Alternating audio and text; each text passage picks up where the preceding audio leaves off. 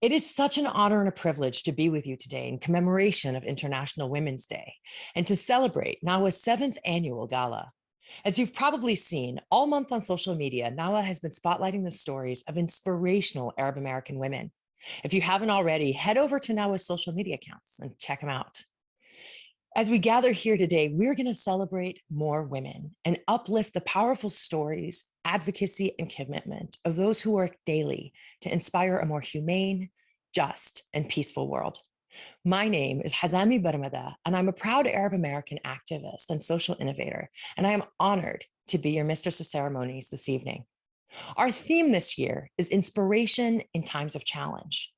We gather as the world continues to grapple with the lingering consequences and uncertainty of COVID. We have reached a crossroads as humanity. COVID has unveiled the ugly truth of inequality and the devastating impacts of social isolation and individualism and misplaced values that we have as a society. As horrible as COVID has been on so many people and nations, I truly believe that it has helped ground us in the understanding of how interconnected, interdependent, and fragile our humanity really is. We have reached a crossroads in human history. We have more wealth, more technology, and more innovation than ever before. But we also, as a society, started to realize that we have less empathy, less kindness, and our shared humanity is fundamentally fragile. We are living in critical times where diversity is a buzzword that's dominating the public discourse. However, we're also living in a time of moral decay, in duality and conflict of opinions, and struggle of narratives. At times like this, being Arab in and of itself can be an act of courage. Our mere identity is perceived as a political threat. Our refugees aren't welcome due to the color of their skin and their ethnicity. And our fight for justice and peace isn't perceived as an act of courage, but rather an act of violence. Tonight, however, we are here to add some inspiration. We are honoring the voices of women champions who have, often against all odds, continued to persevere, inspire, and to create a path forward. A path paved with understanding, empathy, and kindness. To quote one of my favorite poets, Khalil Gibran Khalil, a Lebanese American writer, poet, and visual artist, and I quote, "Tenderness and kindness are not signs of weakness and despair, but manifestations of strength and resolution," end quote. We have a super exciting program for you today. Please do stay with us for the full hour. We promise you don't want to miss out. So without further ado, I'm going to go ahead and introduce our first speaker. Our first speaker today is Dr. Rita Stefan, Regional Coordinator of Religious and Ethnic Minorities in MENA at the United States Agency for International Development. She is an author, a scholar, and a women's champion. Her career at the US Department of State included serving as a director of Middle East Partnerships Initiative and the deputy director of data analytics and a senior analyst on Syria and Lebanon. Without further ado, Dr. Stefan. Good evening. Happy International Women's Day and happy early Arab American Heritage Month.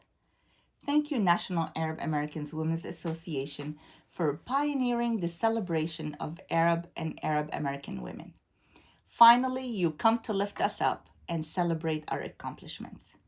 My name is Rita Stefan, and I am the Regional Coordinator for Religious and Ethnic Minorities in the Middle East and North Africa at the United States Agency for International Development. Before joining USAID, I directed the Middle East Partnership Initiative at the US Department of State, where we revolutionized promoting participatory governance and inclusive economic growth in the Arab world. I was born in Damascus, Syria, the city of Jasmine, from a Syrian Lebanese heritage with roots in the Syriac Christian culture.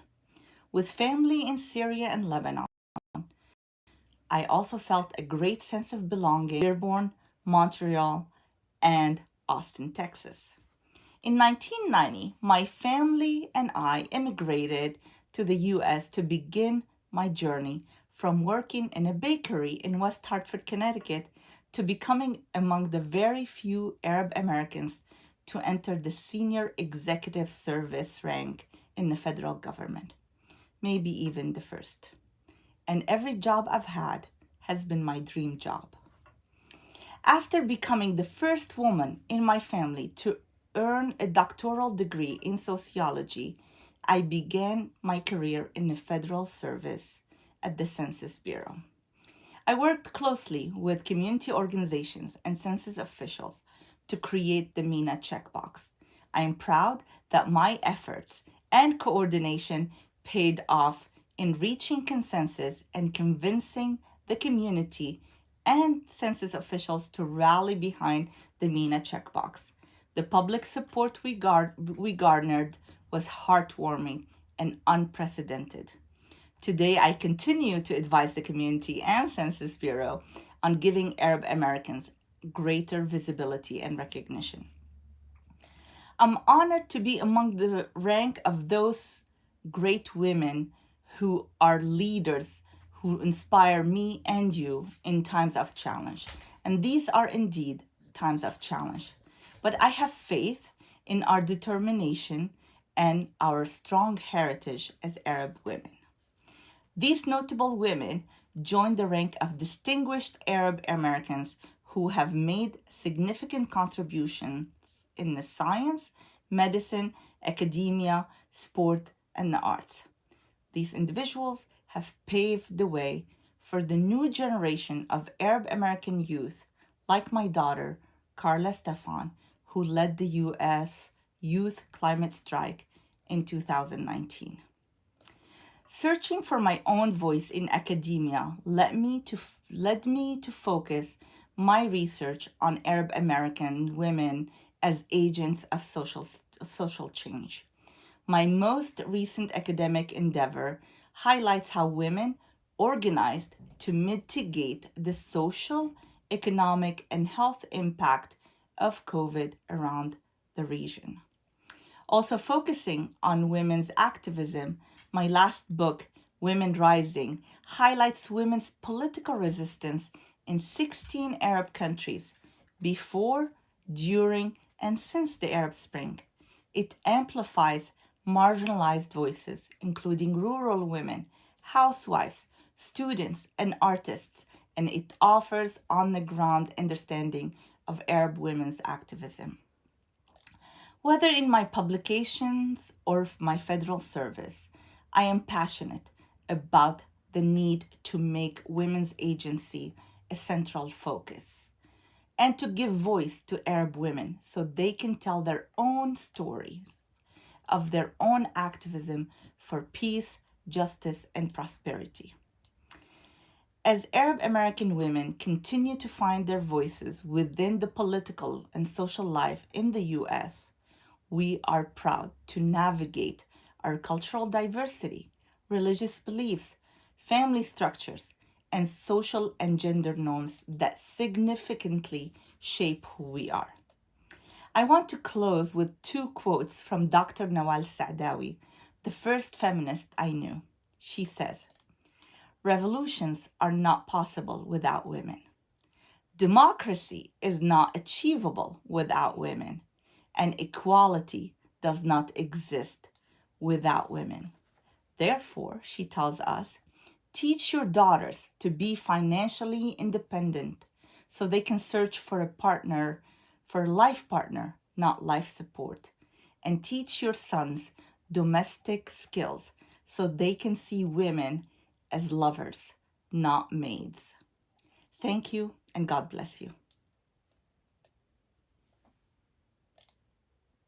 Thank you so much, Dr. Stefan. Your work is beyond inspiring. Next, I want to introduce Congresswoman Marie Newman. Congresswoman Newman is the first woman in history to represent Illinois' 3rd Congressional District in the United States House of Representatives.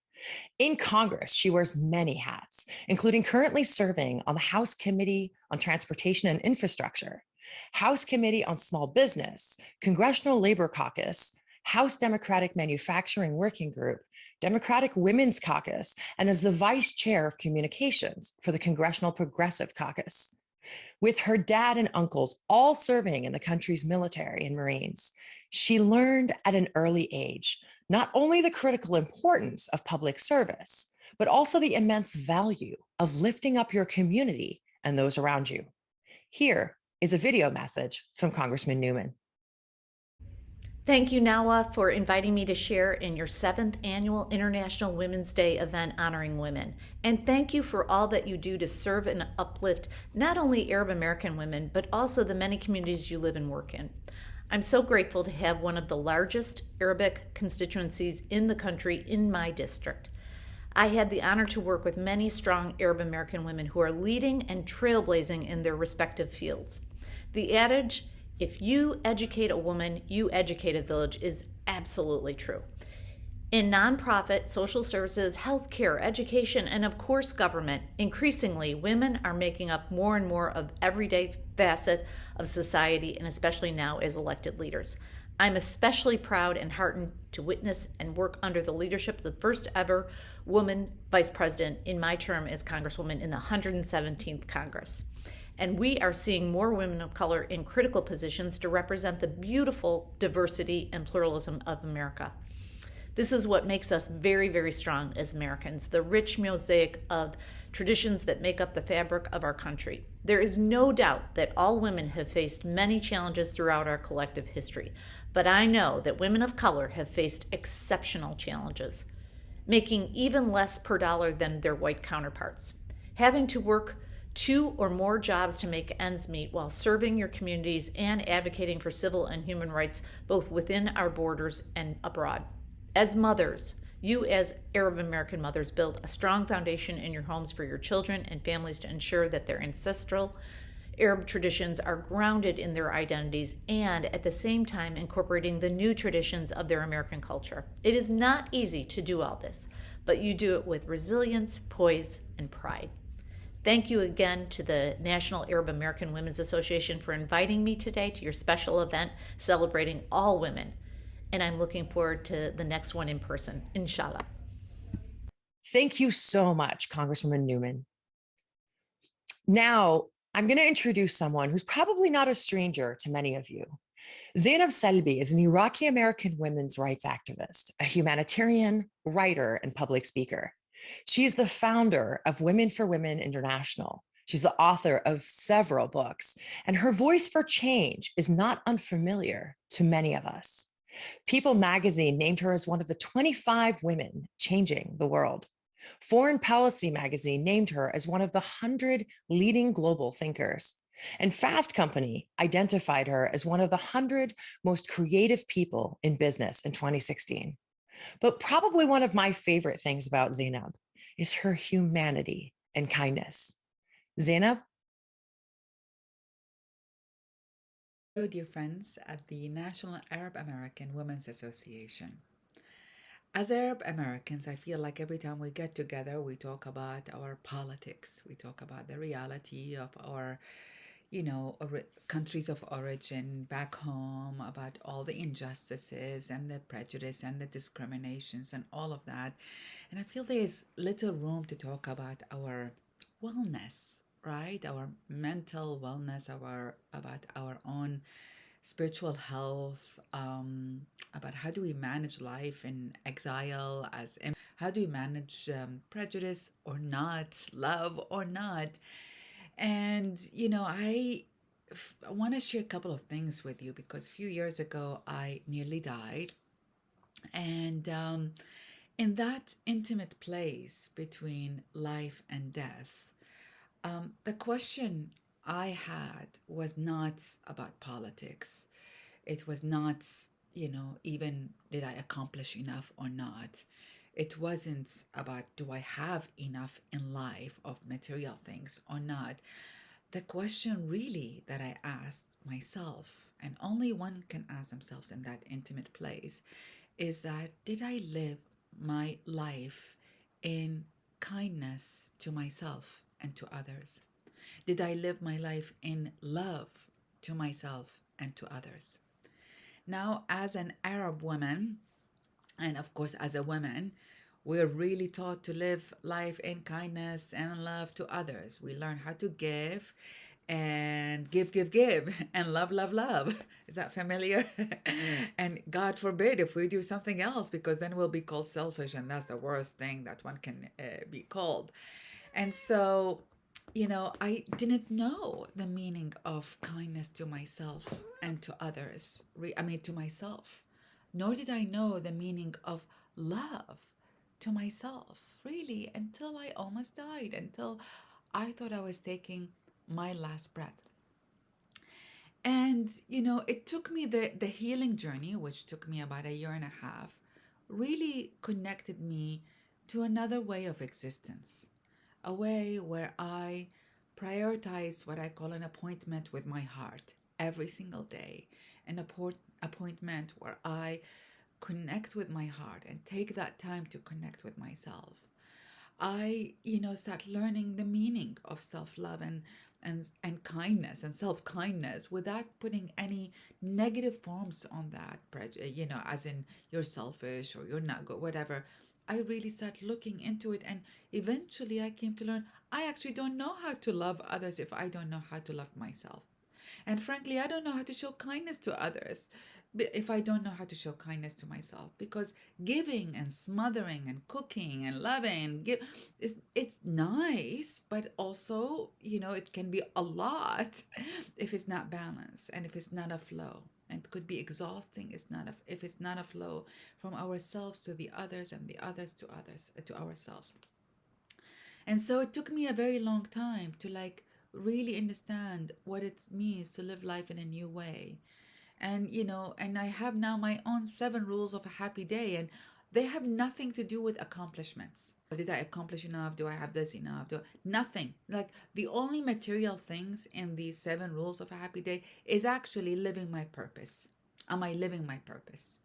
That's one rule. The second one is connecting with family and friends, community. That is very important. Now that's priority. Drinking lots of water, eating healthy food, being in nature, be present in the arts, and most importantly, appointment with my heart. No, and this has nothing to do with religion, and people are some religious and some are not. For me, this is above and beyond religion.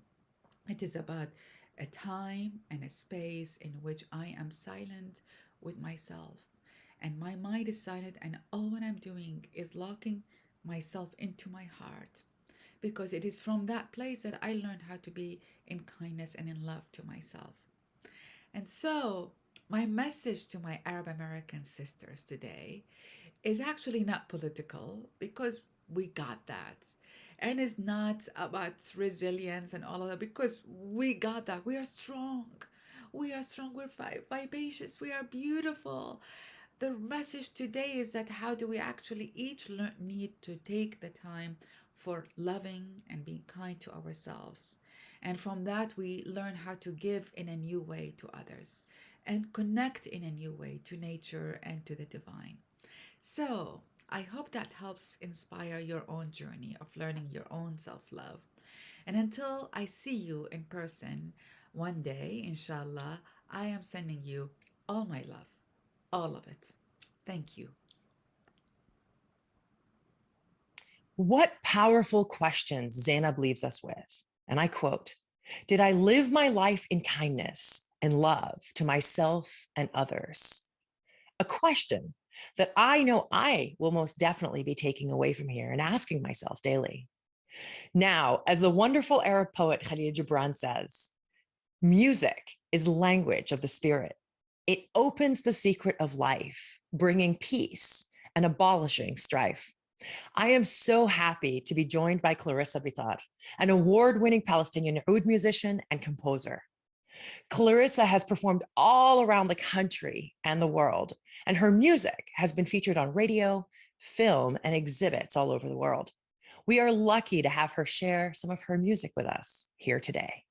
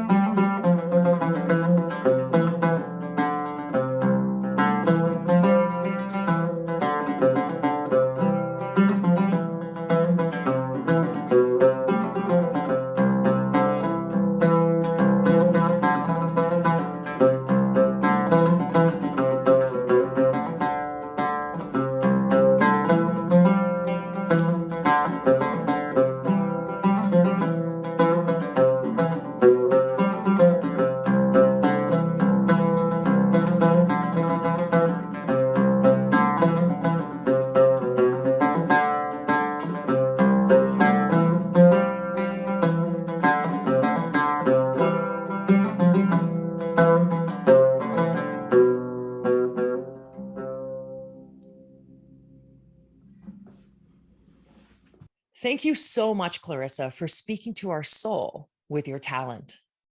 Now, as many of you know, NAAWA is a remarkable organization, and I am so happy to introduce Janine Rashmawi, a member of NAAWA's Education Committee since 2017, to tell us more about the powerful work of NAAWA and its success to date.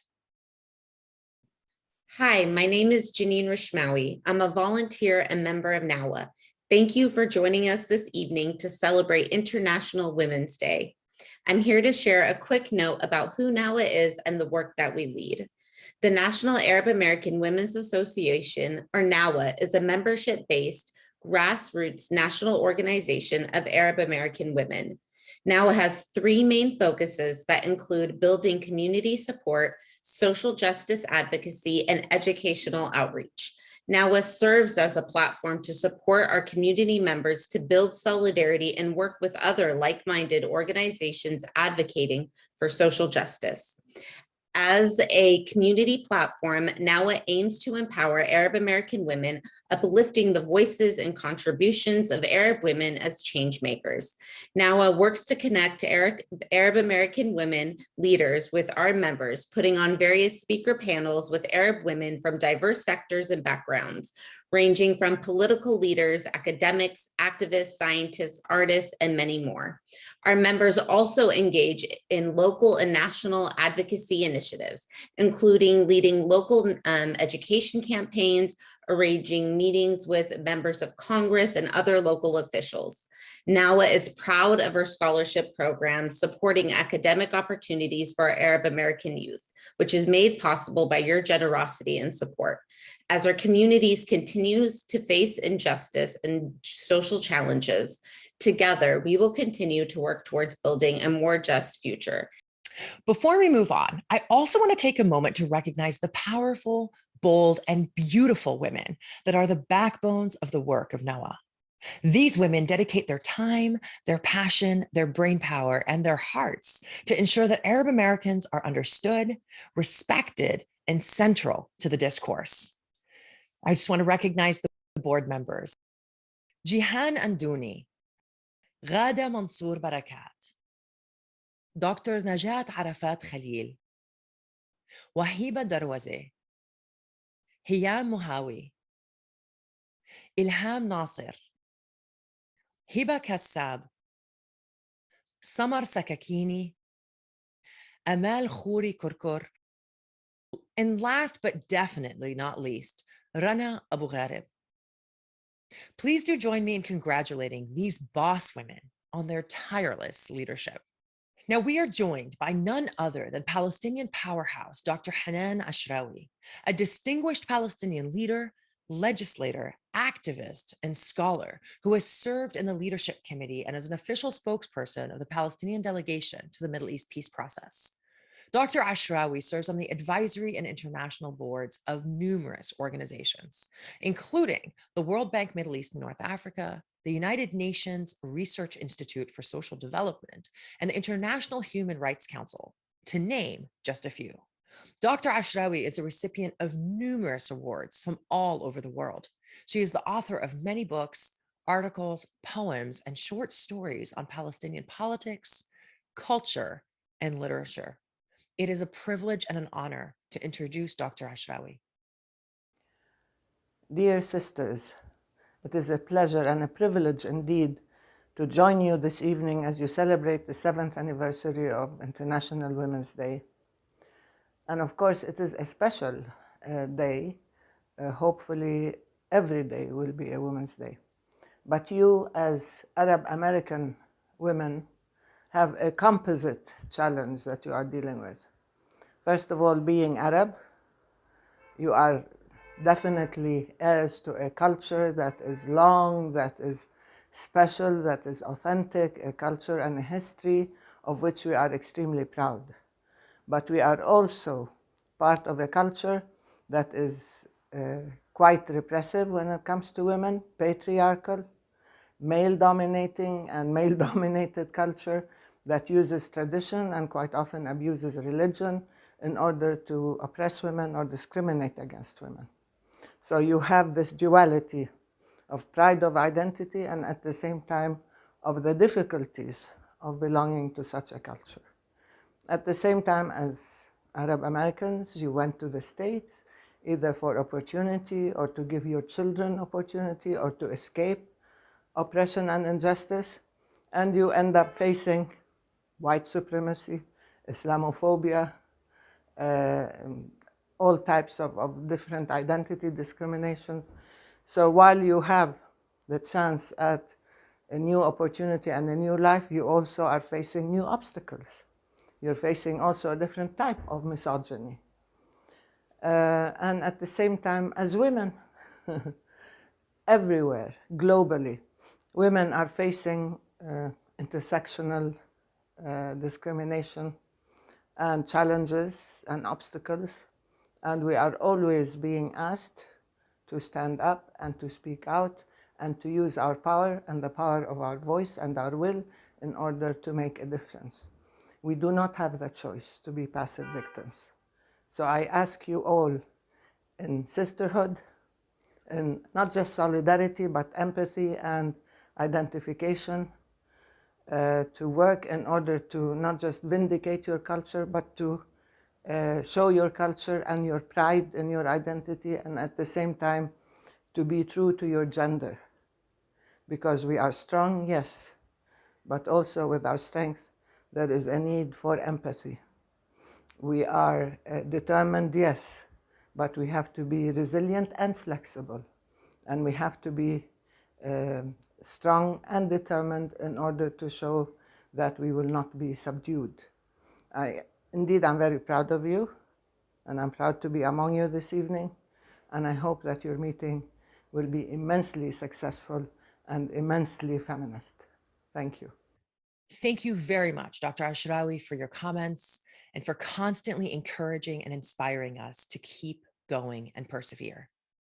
Now, next up, we have a special performance from Arab American comedian and political activist Amr Zahir. We all need a bit of laughter in our lives. Hey everyone out there, it's Amr Zahir, and I am so honored to be with all of you here today at the National Arab American Women's Association. Thanks for inviting me. I'm really happy to be here, and I can't think of anything better than to celebrate the mothers and women in our society. Listen, I live in Dearborn now, but that's not where I grew up. I grew up around all white people. I live around all Arabs now, but I chose to come live here. But I grew up around all white people, and I always knew that I was different. You know, I tried to fit in with the white kids, but it's hard. It's hard when your mom gives you lunch, you know, your Arab mom gives you lunch. I tried to fit in with them, but these white kids, they came to lunch with Wonder Bread, with peanut butter and jelly, and a little bag of Doritos and a little juice box. You know what my mom gave me? Okay, have you ever had a metlubis sandwich? All right, that's what my mom gave me. And whatever was for dinner the night before magically became a sandwich the next day. All right, and these little white kids got a little bag of chips. You know what my mom gave? Bizzer. You know how hard it is to explain that to kids? I mean, you can't just be like, yeah, I like my lunch. It's good. No. But we love the way we grew up. In fact, it's our moms who taught us how to be Arab Americans. And for Palestinians, it's our moms who taught us how to be Palestinian and stand up when we have to. But it's not easy. It's not easy growing up with immigrant refugee parents like my dad. You know, my dad is an Arab Palestinian refugee. He was an UNRWA registered refugee. And when he was 1 month old, he was ethnically cleansed from his homeland. And he grew up in Jordan in a refugee neighborhood. And just so that he could go to college, he had to finish first in high school, and he did. And just so that he could go from college to a master's program, he had to finish first in college, and he did. And just so he could go from a master's program to a PhD program, he had to finish first in his master's program, and he did. And then he came to America, and he worked for a big company for 35 years, and he had a big house and nice cars, and he put all 4 of his kids through college, and he's a chemist. He has 41 patents with the United States government. I mean, it's a beautiful story. We Palestinian, Arab immigrants and refugees of this country, we make it work. But do you know how hard it is to be the son of this person? All right? He's achieved everything. All right? I can never impress him. When I was a kid, I remember one day I brought my test home from school. I said, Baba, here's my test. I got a 96. Where is the other 4? I was like, oh, shit, man. Hard to deal with these people. And Arab women, especially Palestinian women. I mean, I don't know how many of you watching this are Palestinians, but that's who I'm around mostly. I'm around Palestinian women and Lebanese women now that I live in Dearborn. Lebanese and Palestinian are very different. We're very close, sort of geographically, but we're kind of far culturally because 74 years of occupation kind of messes you up a little bit. It's our fault. For instance, I don't know if for Lebanese women out there, you know how in Lebanon, how they say, he called me on the phone. It's very soft. It's nice. He called, telfenli. It's very soft. You know how Palestinians say it? Darabli telephone. Udrubli telephone. Darabtillo. Everything becomes violent after 74 years. I don't know what's wrong with us. And Lebanese women, they love the word wow. Wow. واو انت اليوم واو كتير واو. Now Palestinian women, they use the word wow, but 74 years of occupation messes you up a little bit, so everything comes out like a little more negative, like it's different. شفتي رانيا بالعرس هديك اليوم؟ شفتها. مش واو. مش اشي واو. مش هالقد واو. Something's wrong with us. But I'll say this, Arab women, Palestinian women are the most beautiful women on planet Earth. Arab women are the most beautiful and the most intelligent women on planet Earth. Arab women are the most beautiful, the most intelligent, and the most confident women on planet Earth. Sometimes a little too confident. Okay? I remember one time I was out in Ramallah. I took a girl out to dinner and she walked into the restaurant and I said to her, you look beautiful. And she said, Sah. Is that how you say thank you? That's not, I don't know if you know, but that's not how you say thank you. But I really am doing this event here tonight with you guys really just for one reason. Well, 2 reasons. First of all, we have to support all the Arab organizations in our community because we have to stand up for each other and we have to support each other and be proud of each other. So the next time you see a fellow Arab American, man or woman, I want you to tell them I'm proud of you and I love you. That's very important in our community to keep doing that. So we have to stand up for each other and stand up for organizations like the National Arab American Women's Association. That's the first reason I did this. The second reason I did this is even virtually, I want to be in front of a lot of Arab women because, now I'm 44 and still single. That's right. That's right. That's right. My mom has started asking me weird questions. She doesn't really understand the 40. My mom's like a liberal hippie. She's very liberal, but she's still Arab, She called me a couple years ago, and you know how your mom calls you and it's not going to be a good conversation, She called me and she said, hi, Amir. I said, hi, Mom. She said, and she said, Amir, I am your mother. I said, okay. She said, you can tell me anything. I said, all right. She said, no matter what it is, I will love you. I will accept you for who you are. I said, all right.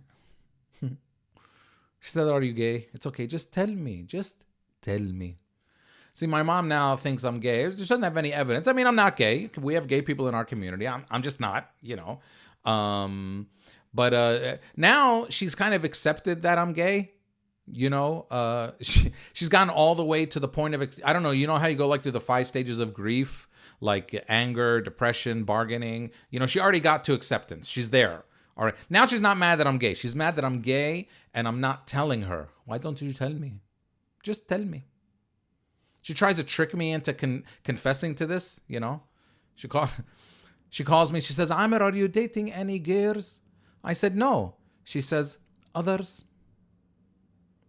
Now what she does when I visit her house, you ever watch those like a Law and Order TV when they have like when they have the suspect in the room and they already know that he did it, and they're just trying to get him to confess?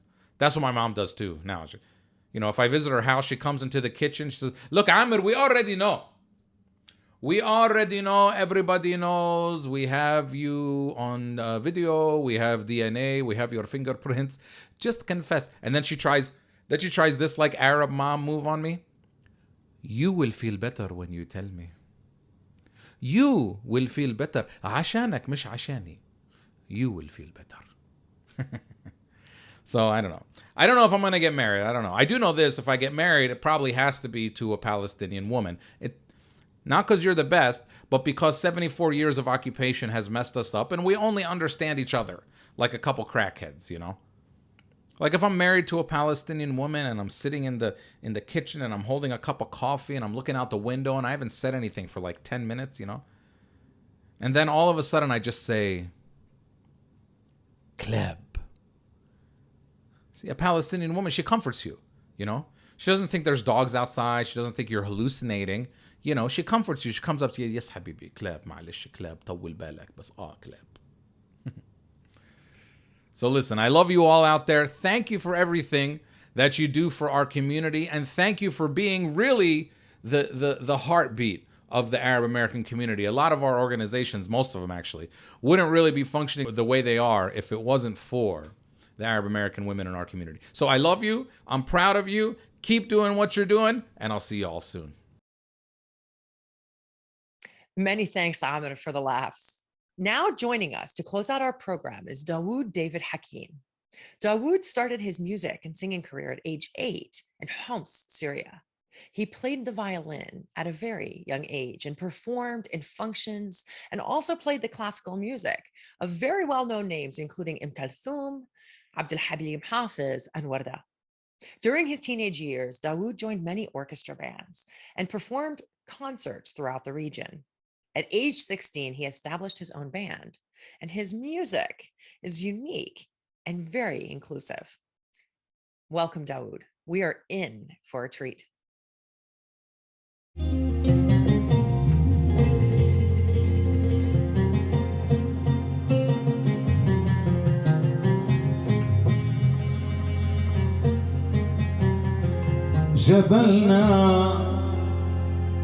الجبلنا بدم تراب وجبلنا ومهما الدهر غضبات وجبلنا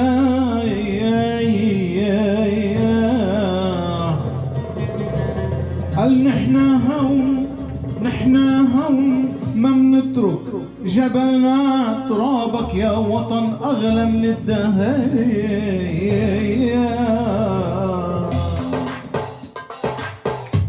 ولع ولع ولع وين الزقفي وين الزقفي كلنا سوا كلنا سوا كلنا سوا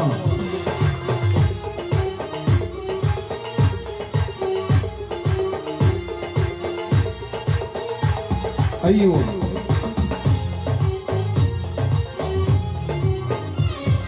وين عرم الله وين عرم الله والفي مسافر وين عرم الله ما تخاف النار ما تخاف النار غيرك ما بهوى ما تخاف النار وين عرم الله وين عرم الله والفي مسافر وين عرم الله ما تخاف النار ما تخاف النار خليت قلبي ما تخاف من الله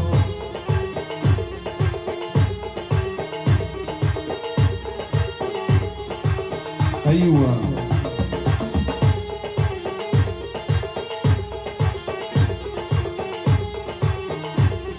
وين يا حبيبي وين يا حبيبي غيرك ما بهوى وين يا حبيبي حظي ونصيبي حظي ونصيبي خديت قلبي حظي ونصيبي وين عرم الله وين عرم الله في مسافر وين عرم الله ما تخاف من الله ما تخاف من الله خديت قلبي ما تخافوا يلا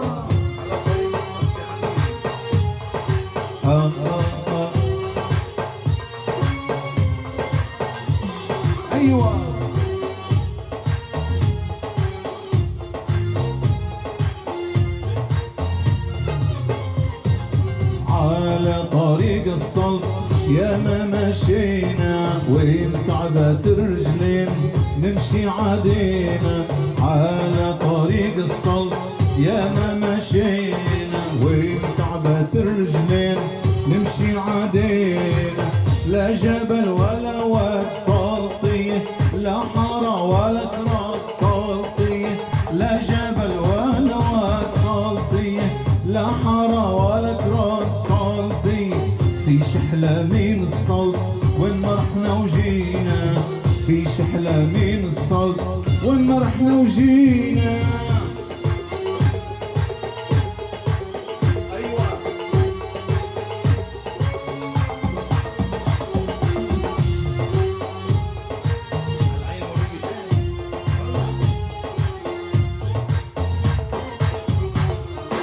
العين موليتين و12 مولاية جسر الحديد انقطع من الروحة والجاية عالعين موليتين و12 مولاية جسر الحديد انقطع من دوس رجلاي انا مشوار مشيت الصباح ومشيت عصرية يا حباب ما ترحلوا طلوا حواليا عالعين موليتين و12 مولاية جسر الحديد انقطع من دوس البناية ايوه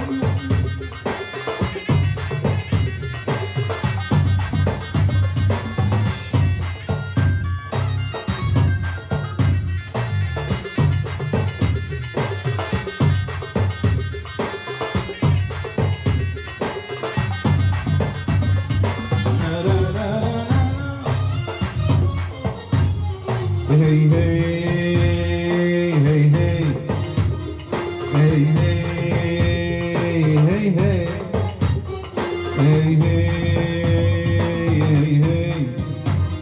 hey hey hey hey لبستي روح وبستي جي من العين تصقيني كان القلب يرتوي وحبك يدفيني صياد انا كنت وشلون صدفيني ويمل عيونك حلا والشفة الوردية عالعين موليتين و12 مولاية جسر الحديد انقطع من دوس رجلاي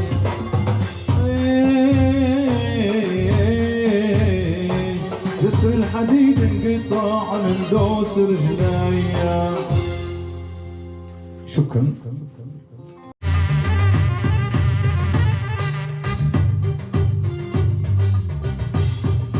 أنا الليلة راح غني بس علشانك يمكن يجيني الفرج وانام بحضانك يا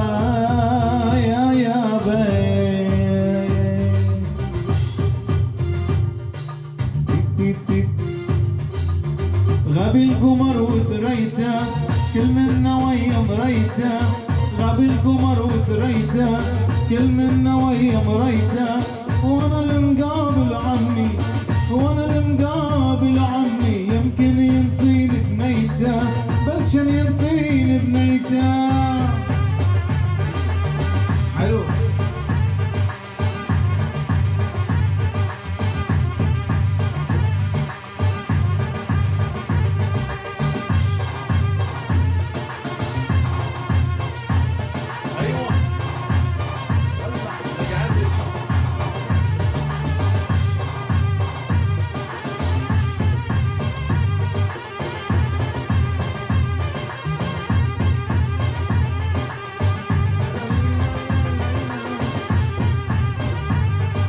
لقعد لك عالدرب قعود سمرة يم عيون السود قعد لك عالدرب قعود سمرة يم عيون السود لصعد واقطع لك عنقود وردة من البستاني لصعد واقطع لك عنقود وردة وردة وردة ها ها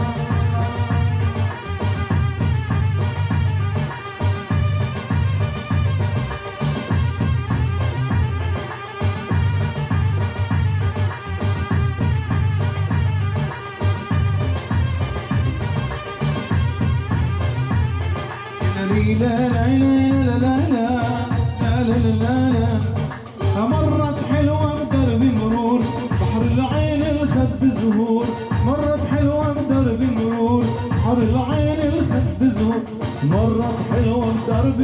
ينور بحر العين الخد زهور مرت حلوة بدرب مرور بحر العين الخد زهور شلال الشعر المنثور يتلاعب عالطرفاني شلال الشعر المنثور يتلاعب عالطرفاني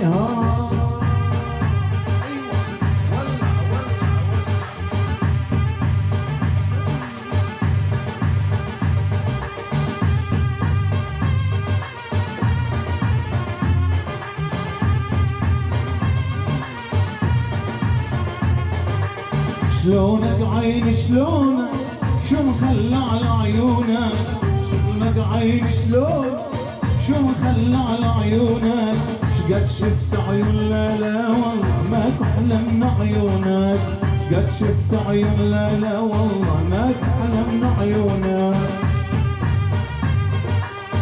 ايوه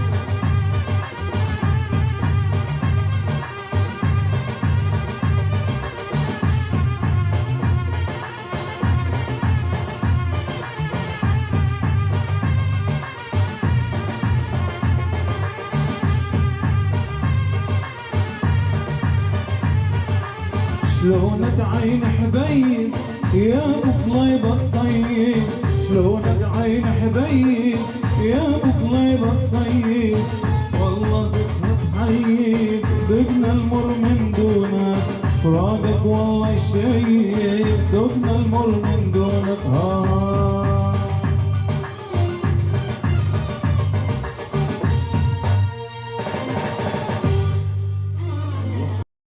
As we close out, I want to thank you for spending your Sunday evening with us. I know there are so many other places that you could have been tonight. I want to start by thanking our sponsors, the people and organizations who made tonight possible. The International Institute for Islamic Thought, Farouk Systems, Jihan and Isam Anduni, and Elma and Khalil Kurkur. Thank you for your generosity and for believing in uplifting the narratives of Arab American women. As you all know, NAAWA is a nonprofit organization and relies on generous donations. As someone who's been in the nonprofit world for a long time, I know how hard it is to ask for money. But without the support, without putting our money where our hearts and our minds are, our community cannot continue to grow and impact the community around us. So please do visit NAAWA's website and generously support their work. Every donation matters. And lastly, stay in touch with NAAWA on social media. Keep the conversation going. We need to continue to uplift Arab American voices, not just during International Women's Month, but throughout the year. Work together, partner, and we can infuse the humanity, kindness, and justice that our world is so desperately longing for. Thank you very much again. My name is Hazami Barmada. Thank you for spending your evening with us, and God bless.